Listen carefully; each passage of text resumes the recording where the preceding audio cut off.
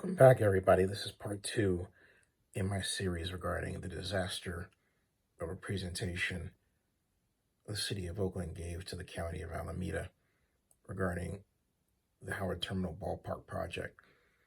For those of you not familiar with the cast of characters in this video, starting with the upper left-hand corner, that is Alameda County Supervisor Richard Vale.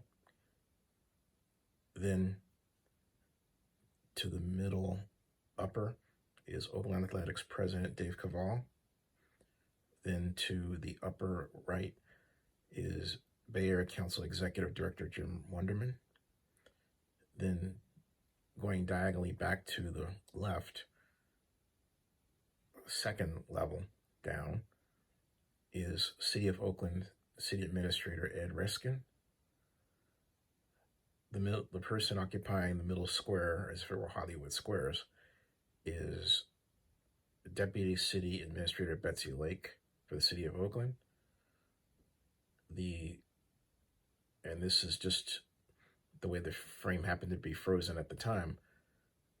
The person on the right, below Jim Wunderman, the woman who appears to be fixing her hair, and looking to the right is Molly Maybrun, the project manager, and the man at the bottom is Proctor and Gamble, the consultant from a firm called Public Financial Management. And I want to point out that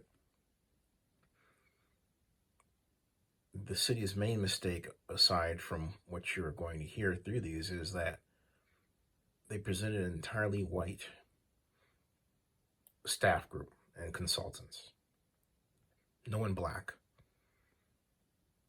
And in the history of economic development I've had with Oakland going all the way back to 1986, we've always had African-American staff and consultants involved in these projects. This is the first time I have seen an entirely white presentation, from the city administrator to the deputy city administrator to the project manager to the consultant to Jim Wunderman at the top. And I'm not sure why Jim is there, except perhaps, nothing against Jim, just asking a question, except perhaps that he was there by the request of Dave Cavall, the A's president. But this is an awful look, and not in accordance with today's societal norms. And even worse off, it's from Oakland, which is normally not known for such presentation. Let's continue. A couple more questions for you.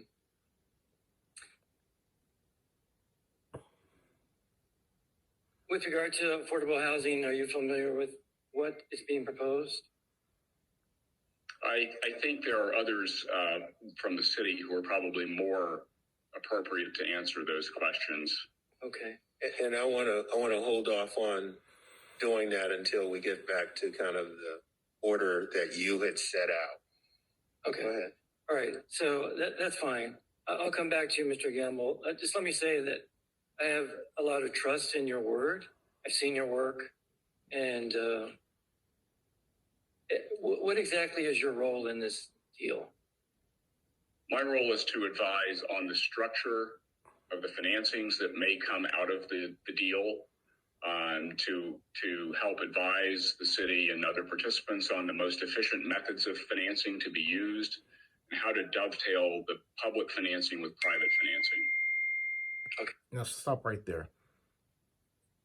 Robert Gamble basically just admitted that it's his fault that the city came to this presentation not able to clearly, simply, and succinctly explain the need for the county share of tax increment revenue that I discussed in the first video of this series. Let's continue. Okay. For President Carson, I'll come back to you later. Thank you. Do you have a comment or question to Jim Wunderman?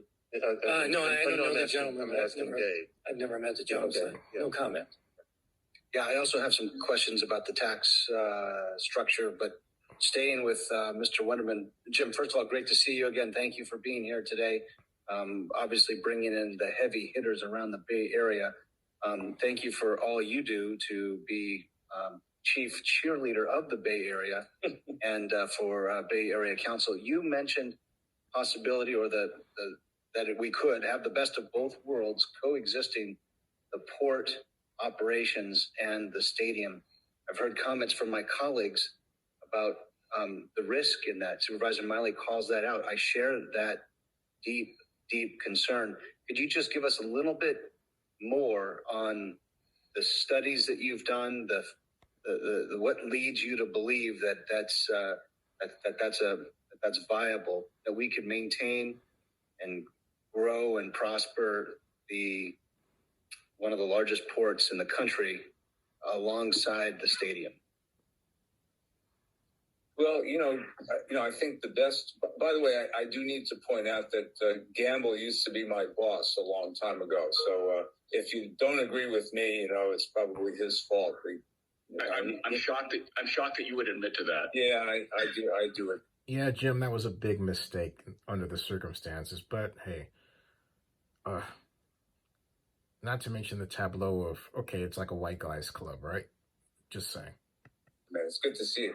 Good to see you. I think the best thing to do would be to look at a lot of cities have developed ballparks in the last 30, 40 years. There's been a whole new era of replacement of old municipal stadiums like the Coliseum with a different style of park that's more, I think, considerate of communities and fans. So they're all over the country. I visited the one in Denver, which maintains its place as an industrial city at the same time that it's become more of a vibrant economic zone in that area for tourism and entertainment and business, which is a good thing if you can have this side by side experience, which I think visit with the Denver Chamber of Commerce and see what they have to say about it. Do the same in Cleveland, in Baltimore, in Detroit, in cities around the country where cities, some of these deals have been privately financed, some have been publicly financed. There's been combinations. Every deal is a little bit different, but I think there's a lot of examples of of experience, and of course, ultimately, it's up to the individual deal that you do it right. And, and again, every place is different, but we won't be the first to do this in Oakland. Right now, we're about the last, frankly, we're operating in the oldest stadium that's really not suited for this purpose, that was shared with a football team and all of those things. So I think you can, find that out, but I think there's a lot of examples around the country. In, Seattle, I think, is a pretty good example of a port city. Which And I'm going to stop here. Dave asked Jim to come, but the A's did not bring anyone that could square the circle of representing people of color and economic development. He could have asked the head of Oakland's Black Chamber to join. He didn't. Instead, he asked Jim Wenderman. So, nothing against Jim. I know he was a friend and has helped me on the Super Bowl in the past, but this is a matter of making the right image, sending the right message. And this doesn't do it. And what's sadder is that I'll bet not one person in this group took a look and asked themselves, hey, are we a diverse group? And if they thought they were only diverse because they had women involved, they lost before they started. That ends part 2. Maintains its vibrancy in the shipping industry. Who wouldn't, Well, you get the idea.